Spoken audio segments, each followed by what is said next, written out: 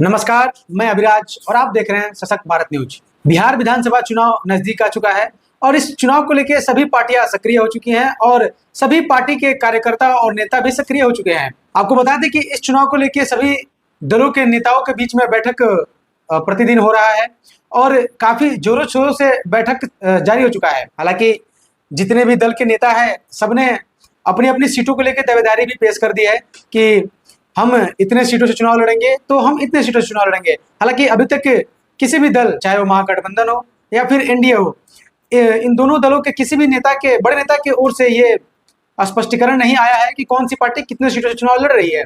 इसी सिलसिले में आज हम बात करेंगे महागठबंधन के सीट बंटवारों के ऊपर। जी हाँ, आपको बता दें कि महागठबंधन में इस बार कई नई पार्टियां जुड़ी हुई हैं, जिनमें एक बड़ी पार्टी सन ऑफ मल्लाह मुकेश सहनी की पार्टी वीआईपी पार्टी भी है और वहीं लोक जनशक्ति पशुपति पारस की भी पार्टी इस बार महागठबंधन के साथ है।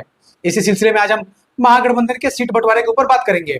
आपको बता दें कि 2020 विधानसभा चुनाव में महागठबंधन 243 सीटों पर चुनाव लड़ी थी, जिसमें महागठबंधन को 110 सीटों पर जीत हासिल हुई थी।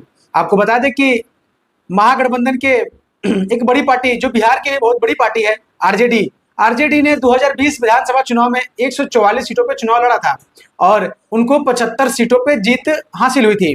और फिर दूसरी बड़ी पार्टी कांग्रेस, जिनको 70 सीट दिया गया था और कांग्रेस ने 70 सीटों में 19 सीटों पर जीत हासिल किया। और वहीं पे अगर बात करें हम सीपीआई, सीपीआईएम, सीपीआईएमएल, तो इन तीनों चारों पार्टियों को मिलाकर 29 सीटें दी गई थी, जिसमें इन्होंने 12 सीटों पर जीत हासिल किया। इस प्रकार से अन्य और भी सभी पार्टियों को मिलाकर महागठबंधन को 110 सीटों पे, जो कि बहुमत से कहीं काफी दूर थे, जिस वजह से बिहार में उन्होंने सरकार नहीं बना पाए। इसी सिलसिले में हम अगर बात करें तो आशा लगाया जा रहा है कि 2025 विधानसभा चुनाव में महागठबंधन इन्हीं चुनावी समीकरण पर चुनाव लड़ने की तैयारियां कर रही है। अगर सीट विभाजन की बात करें तो महागठबंधन में सीट बंटवारे का भी निर्णय 2020 विधानसभा चुनाव को लेकर ही किया जाएगा, क्योंकि आपको बता दें कि 2020 विधानसभा चुनाव में आरजेडी जो एक बड़ी पार्टी उभर कर सामने आई और 75 सीटों पर जीत हासिल करी, इस हिसाब से इस बार आरजेडी को 140 सीटों पर चुनाव लड़ने का आसरा लगाया जा रहा है।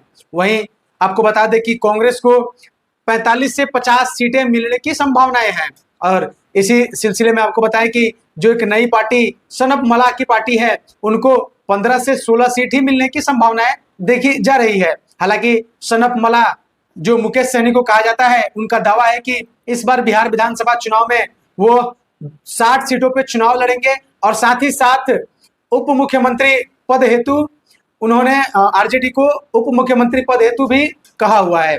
इसी सिलसिले में आपको बता दें कि जो अन्य पार्टियां हैं, सीपीआई, सीपीआईएमएल, सीपीआईएम और भी अन्य पार्टियां हैं, उनको भी 20 से 21 सीटें ही मिलने की संभावनाएं हैं। वहीं जो नई पार्टी लोक जनशक्ति पशुपति पारस की पार्टी है, उनको 4 से 5 सीट, और जो हेमंत सोरेन की पार्टी है जेएमएम, उनको भी 3 से 4 सीट मिलने की संभावनाएं हैं।